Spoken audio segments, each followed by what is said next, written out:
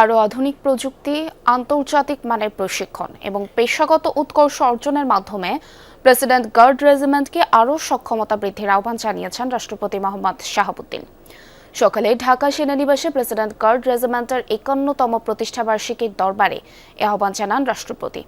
তিনি বলেন, সরকার সশস্ত্র বাহিনীকে আধুনিক চতুর্মাত্রিক বাহিনী হিসেবে গড়ে তুলতে অঙ্গীকারবদ্ধ।